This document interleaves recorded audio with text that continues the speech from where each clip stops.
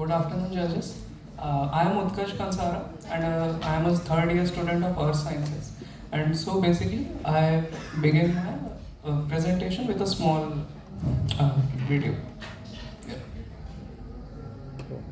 Audio.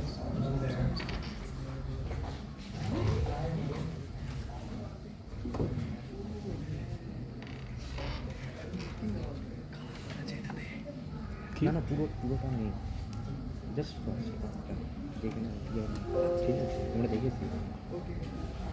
আরে কি এটা এই ভিডিওটা একটু গালা গালা আছে, বাট ফার্স্ট পার্ট এটা ভালো, এটা না খুবই ভালো, এটা পাঠাবে আমাকে। আমি পুরোটা দেখিনি, আমি উৎকর্ষকে পাঠিয়ে দিতে বলবো। Hello. Yeah.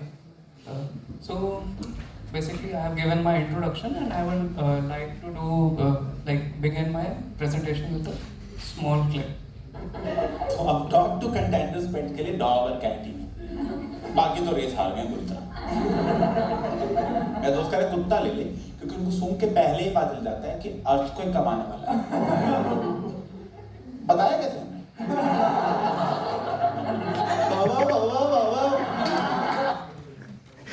Yeah. So basically, we all have heard at some point or the other in our life that some animals tend to showcase abnormal behavior before an earthquake arrival. And so basically, earthquakes are propagated through seismic waves, and animals like dog, etc., are known to be able to perceive these vibratory undularities. So yeah, so it is just a myth. Or is it? Yeah. So basically, for building my hypothesis, first I will be showing you a graph. Like this graph is from Bulletin of Seismological Society, and it basically shows in the y-axis probability density of foreshock of earthquake. So basically, the time before an earthquake, before the main shock of the earthquake, you have a probability for having a foreshock.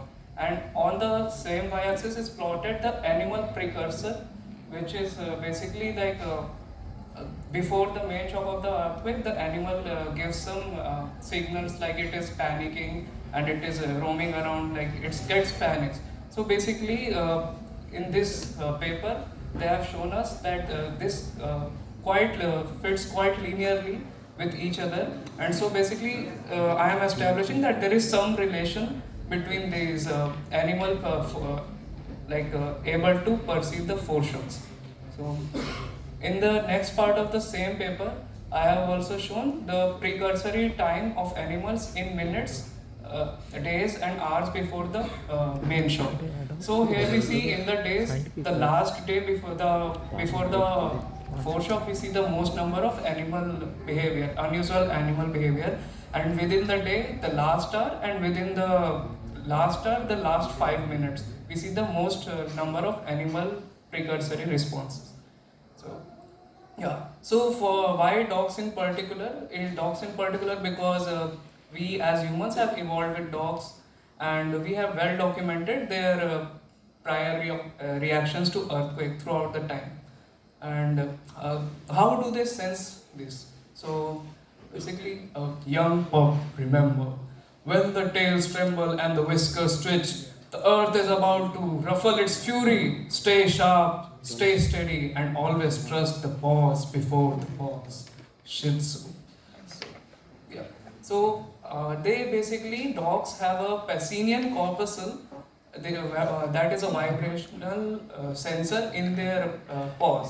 So what does it do? Its basic function is to detect mechanical pressure and vibration, and it can detect specifically vibrations as low as 5 hertz of frequency, and can go up to like 500 hertz.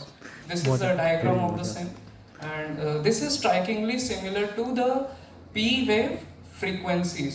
I have quoted a paper where you can see they have written the P wave frequency to be falling in the same range as greater than 5 hertz, from 0.7 to 12 hertz and 8 to 16 hertz. So yeah. Now about my hypothesis, but before that, why I am doing this hypothesis. it is for a noble cause, and I will explain how does this relate to our VLearn portal, internet issues, dog happiness, and benefit of the students. So yeah, my hypothesis is by giving dogs a tiny vibe tuning upgrade, we can turn them into living Wi-Fi boosters. And with the magic of Wi-Fi, they won't just predict earthquake, they will bark your internet speed to new heights. Imagine a world where dog not only senses tremors but also stabilizes your Zoom calls. Science has gone too far and we love it. So how things actually work. So I am introducing a device, like it is already present, called transducer. They are basically, for example, in a radio, we have a transducer which senses the electromagnetic waves in the surrounding, converts it into electrical signal, and that electrical signal can be in turn converted to say sound signals or vibration signals. So basically on the dog, we will have a backpack on which this transducer will be connected. It will detect the surrounding Wi-Fi frequency of 2.5 gigahertz and convert it to electrical signal. Then another type of transducer will convert this electrical signal back to low frequency, to 10 to 20 hertz physical vibration near the dog's foot, which will confuse the dog due to their similarity to PVF arrival frequency, and the dog will panic. So the panicked dog will naturally relocate itself to a zone of less Wi-Fi, influenced due to moral responsibilities of self-preservation. So, yeah. So you must ask a question that this is harassing the dog, but no, dogs aren't harmed by panicking, rather it's an adventurous sport to them. They have evolved to display such random bursts of hyperactivity. For example, in the night out of nowhere, a dog can bark, howl and scream. They bark at nothing, they chase their tail from time to time for no reason, and like just a random passerby on a cycle can be chased by any random dog. Yeah. So that is necessary for them. So what is the catch here? So basically when the dog goes to a region of low Wi-Fi, it carries along with it on its back a powered Wi-Fi router. So you must also ask a question that the transducer can detect its own Wi-Fi which it is carrying on the backpack. But here we do background signal filtering. We know that the transducer and the Wi-Fi on the dog will have same constant distance, and they will have a constant signal strength. So from the environment we are seeing two Wi-Fis, and then this red one is the constant Wi-Fi signal from the backpack. We are just filtering this constant part out so that the dog can only perceive the environmental fluctuations in the Wi-Fi through its paws. And basically I have done a bit of coding for the same to represent this process. So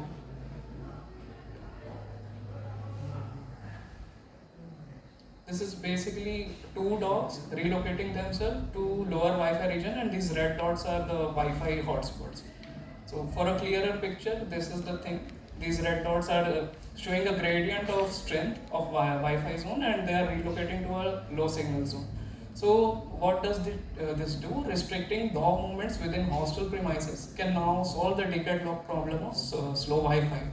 And the dog's exile, as we know, can end. Residents will want them in the darkest of their nights when they need it the most for VLAN submissions at 12 a.m. So dogs get treated and everyone is happy. So here's a sad story of an exiled dog. I interviewed him. You can see. मिलते हैं भाई साहब से जिनको ICI से निकाल दिया गया था. तो क्या नाम है आपका?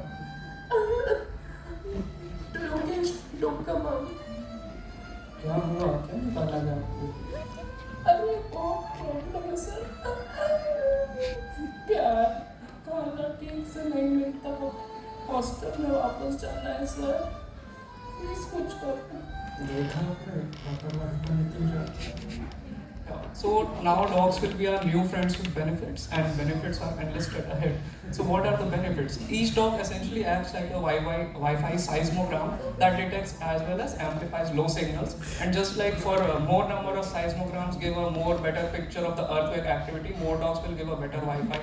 And the dynamic portable Wi-Fi network can provide faster speeds for events. Like you want a gaming event, you can bring some dogs in the same room, and you can play without buffering.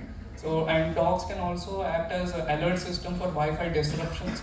like if there is a significant dip in the Wi-Fi signal, they will think it's like something weird and think that it's an earthquake, and then they will bark. So student can get alerted. And like for example, your VLAN document is not uploading at deadline. Just don't worry. Just run a tape of mating call, wow wow, and ting ting, your assignment will be submitted. So final words: this hypothesis of dog's natural tendency to relocation upon sensing micro vibrational signals is also an innovation to solve local level hostile internet issues and ensures well-being of society. Thank you.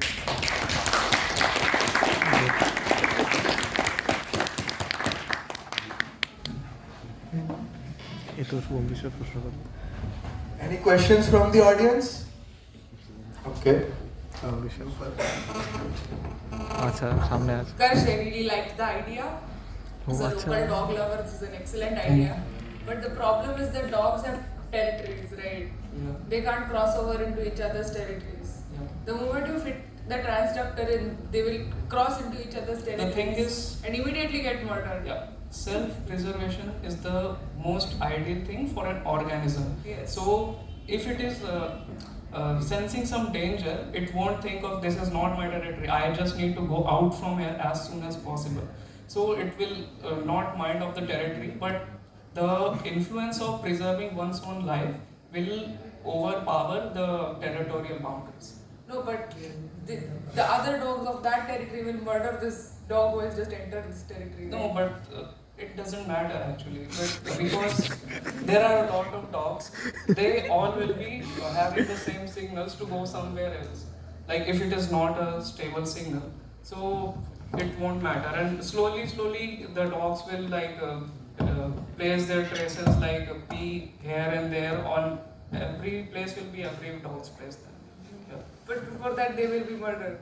No, like they will, like if you come to my room, I won't murder you. Like yeah,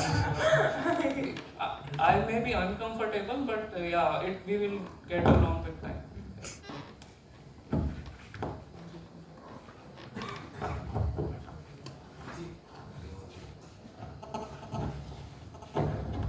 Acha, don't you think that doing the process again and again on dogs like will make them habituated with it?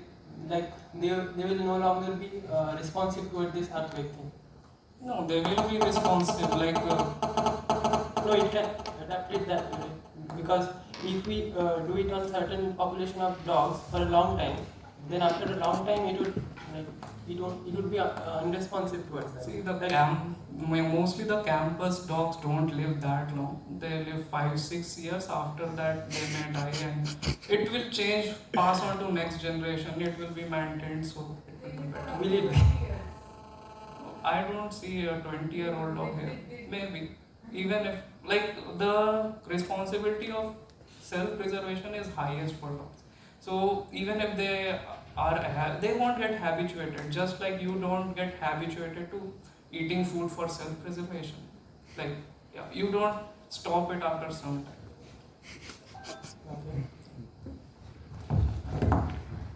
Shubham বিশ্বাস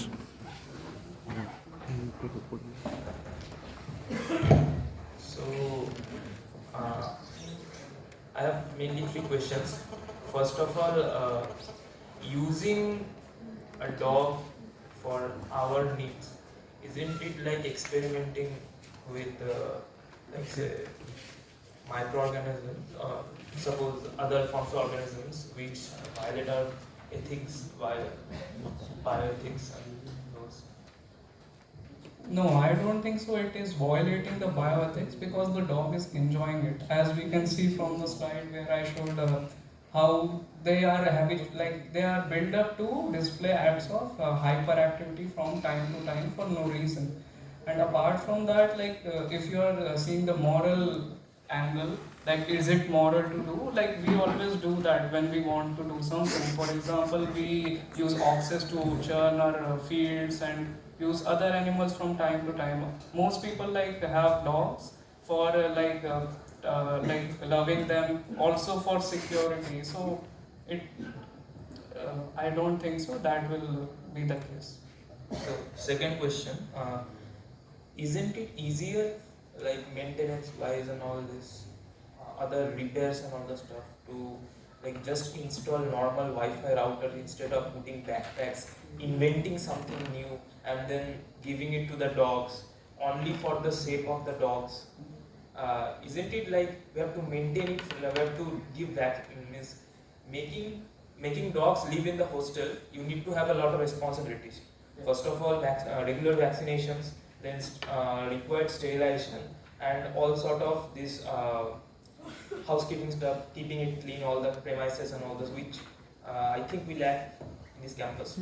But second, so isn't it easier to just install a few Wi-Fi systems? Because I think doing all this thing to one dog for, like you said, you assuming that it lives for 5 years, will be much more than a Wi-Fi router with, I think, much more guarantee.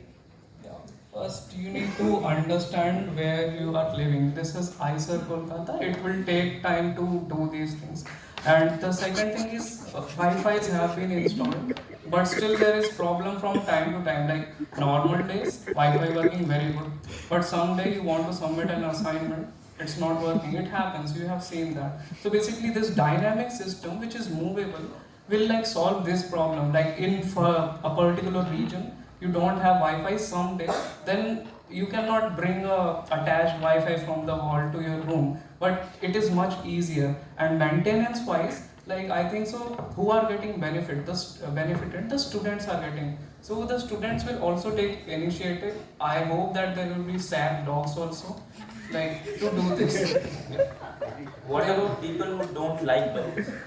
Like, why will they not like dogs if they give them good internet? Like, they will be happy. Like, right now you don't like dogs because they don't give you internet. I never said that I don't like dogs, but okay. And last thing is that if you activate this their coping mechanism, like self-preservation, what you say, wouldn't like isn't in some way we can also use that factor, that earthquake factor, to locate or at least predict whether an earthquake is coming or not. But after this, when we are installing these Wi-Fi devices, don't you think every time the dog runs around, thinking going to the weaker spot, we will just think it is just going to give me a signal or not, signal only, and we may not think it in purpose of his self or her self-preservation. So we might actually increase the risk of getting stuck under buildings due to earthquakes. Okay. Like, considering the There are condition many other right now when options the dogs are other than banished from dogs the for that issue. buildings, like that situation will be better, or if not better, will be the similar, because the dogs are basically predicting the force shocks, and we as humans cannot detect the P waves. We are just can detect S waves and surface waves only. So when that comes, or when the government gives an alert, then we can like move from the buildings, as it is happening from time to time. My hypothesis is not for that purpose of earthquake preservation and all for humans. It is only for limited to Wi-Fi and dogs. Yeah. And to IISER K. And to IISER K right now at local level. Yeah, because we are facing the issue.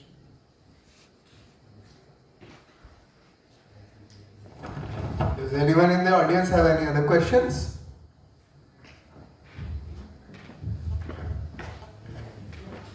Oh, okay.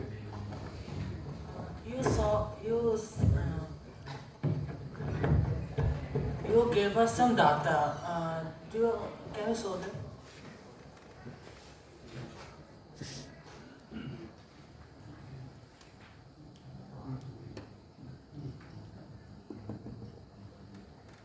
Yeah, second one. This one? Why did you get the data from? This data is from this Bulletin of Seismological Society of America. This is a review article from these scientists, Voigt, Peterson, and Hansel Tam. Like it is there. There is also a link, and the prior round judges, I have also checked it. Yeah. I have not understand the part where the earthquakes and the running of dog can give us Wi-Fi. The Wi-Fi is in backpack of the Wi-Fi is in the backpack of the dog. So when it relocates to a lower Wi-Fi zone, it will also bring along with itself a new Wi-Fi in that low Wi-Fi region. So now there will be high Wi-Fi in that region. Why dog will relocate to the lower Wi-Fi zone? Because as I explained, they have these Pacinian corpuscle, and we have attached a vibrational device near their foot, which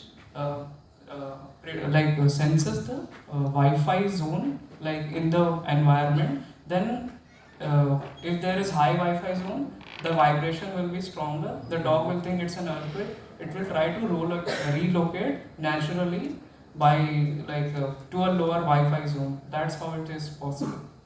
Like I have also given this simulation using codes for the same thing. If like two random dogs from some two places are relocating themselves following the negative gradient of signal strength and are stable at the lowest local minimum of signal strength. Does anyone have any other questions? Judges? You have questions? So I'm really amused with your idea, and I'm impressed by your presentation. Thank you, sir. Okay, there are three logical strands which support your hypothesis. I talk about each one of them one by one. The first one is, you said that dogs are actually going to behave in a particular way when there is an earthquake. Yes. Okay. What kind of behavior would that be? Will it just be barking? Will it be running around? Is that known? They will obviously bark. They will try to relocate. They will try to to a region where there is less of a vibrational signal or less of a earthquake. There are no observations of this. There are observations. See, these, or I can show you some other papers also. This one. So there have been done various researches on different animals, including dogs. Like one of this is this one is done on a catfish, which is basically prone, like it is given some vibrations, but it is not getting triggered unless it is an actual earthquake foreshock vibration. But we are talking only about dogs. Here is another paper which talks about acoustic wave generated before earthquake. Can I explain unusual? This I understand. Yeah, When you yeah. have an earthquake vibration, everywhere it's shaking. So Foreshock. It is foreshock. Foreshock is an Like earthquake. normal humans cannot feel it. No, we can. We record foreshocks Yeah. as well. Like I am talking about only P wave arrival time. Yeah, that's okay. What I'm saying is, if you have an earthquake, call it a foreshock, call it a main shock, it doesn't matter. Yeah. When you have an earthquake, everywhere it's shaking. Yes. So the dog, the dog cannot find a place which is not shaking Yeah. within its vicinity. Yeah. Obviously. Okay? So it will just randomly run around. But so I- there is no reason to believe that it's trying to find a place where there is less shaking. Because at that point, when an It's just actual scared. earthquake comes, every place is shaking in that local region. Yes. But here, what is happening? There is just a small Wi-Fi with having a limited signal strength. So basically, the dog can think of going to a lower or single I'll circuit. come to that. Yeah. But what I'm trying to say is that there is no logical reason to believe that the dog is trying to relocate to a place where there is less vibration. It just runs around. Right? Yeah. That is one thing. The second thing is, you believe that this works. So when there is a vibration, the dog is actually reacting to that vibration. Yes. That's the second thing. And that you use data from that paper to show that happens. Right? See again, there are earthquakes which are felt and recorded, and there are dog behaviors which are also observed. Now, the longer and longer the duration is pre to that foreshock or the main shock, the lower and lower is the number of foreshocks As well as and number of the dog triggers. behavior. Yes. This is a post facto observation. Only after the main shock happens, you know, okay, these are all foreshocks. And then you say, okay, there are some dog behavior. So generally, imagine there will be an earthquake tomorrow. Okay? You wouldn't go around looking at dogs and thinking that, oh, is this dog behaving reacting to the foreshock? So your observations are also not intense in that sense, or you're not making that observation. The closer and closer you come to the main shop, or when the main shop happens, you might think, oh, I saw that dog running around. And therefore you say, okay, there are these 10 dogs which behave that way. And therefore the graph that you showed is completely biased to the occurrence of the main shop because it's all done post facto. And therefore that may not stand what you're trying to say. That the dogs actually react to the vibration based on that paper. Okay? The third thing which is very interesting, you talked about some filtering because you said that if you have a dog with the Wi-Fi signal in the backpack, Yes. so the dog should react to the Wi-Fi signal which it is Installed, carrying, right? yes. So you said you're going to filter it out. First tell me what kind of a filter will you use We will to remove that DC bias? Yeah, we will basically use some RC filters, and it is not a DC bias. It is basically an inductor, as you can have in a radio. Yes. You're removing a DC bias. That's what you're doing. Oh, that is not a DC bias. That is, I drawed it with my hands. So Okay. basically, it is just a depiction. That's why I haven't labeled the axes also. It is just a like what a human perceives at a signal strength. It is Right. having peak in Okay, some so region. let's Yeah. let's assume that there is a way in which you can actually remove the signal that the dog himself or itself is generating. Yes. Okay. What about packs of dogs? Dogs would like to live alone. Yeah. There can be a bunch of them carrying the same bag and they all Yeah. come together. Yes. Then they'll be affected by each other's signal. Yeah, that then is- they run around, right? that is They'll not, very they'll good only want it to because in a region when we have a lot of dogs, the dog will not be influenced by its own, but it will be influenced by other dogs' Wi-Fi. So that will basically spread out like the signals and the dogs even more, because in a region you have a high Wi-Fi altogether, then the dogs will slowly move away from that region and the signal will spread out itself. No, but that will be counter to their behavior, right? So they Yeah. most probably try to get rid of the signal which is disturbing them and not No, allowing them to stay together. the basic idea is the feeling for self-preservation is supreme here. So if they get a bad signal about high vibration and earthquake, they will not think about socializing, but just move away. So that's okay. Thank you very much. Thank you, sir. I have a funny question. I like your way of presenting. Suppose your concern is the very low or poor Wi-Fi in the hostel. Yes. So dogs will come there. Because on the highway, Yeah. if they all do that, go behind the swimming pool. With no Wi-Fi. Then the problem is No, this is only for local earthquake, restricted, closed earthquake. Sorry, not earthquake, hostel areas. Yeah. Not for, I haven't thought about applying it to other places. We face as student issues only in the hostel. Therefore, I have thought only for the hostels. I know. Yeah. And the hostel dogs, Yeah. you try to restrict them to the hostel area only. Yes, I will The close the Wi-Fi. doors. I will close the doors Do you of the not try hostel. to do the other places? No. The doors are closed. I wrote it here like restricting dog movements within the hostel. Then his question is that, then why do you need dogs? You install some router. Because the hostel is big and we need different, like for some day I am getting good signal in my room, but it happens that some days I don't get it. We suffer with low Wi-Fi signal, but having a physical installation at the need is not possible, but running a mating wall on your phone is possible. So you can bring the dogs. Would it be easier for you to take your laptop and go to a place where you can stop the signal? No sir, like I The am. idea is user idea. You will go, ooh, then come down with it. So expecting them to come, you might as well go. Yeah, like we are humans. We don't work for ourselves. We expect others to do that. I don't know that. Yes, Maybe. because of love, dogging, marriage, love Yeah. dogs. Maybe like 14 years, I think so. No, Like- we the oldest one in our campus. His name is Leo. Is it black in You know color? that? Okay, so it is a separate story. Oh, Okay, thank you. thank you, sir. We have another question from Jordan. You are saying you will restrict dog movements within hostel premises, right? Yes, sir. Yeah, so what about dogs mating? Like, how are you going to know if a dog wants to mate and then let him go outside, or if a dog wants to? Like, you have to let it outside, right? Dog should not mate in a hostel. Yeah, exactly. But you are saying you are restricting it to the hostel premises. Yeah. Yeah, so Why do you want dogs to mate? that's what my question is.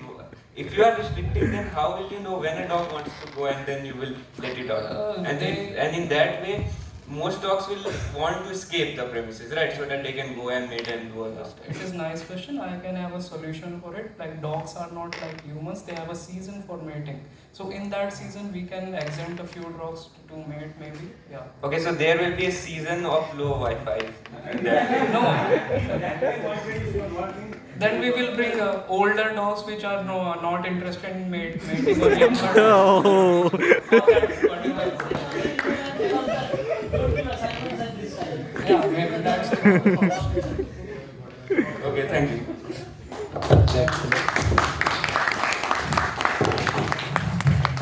can give another profession side by side being a scientist. This kind of knowledge.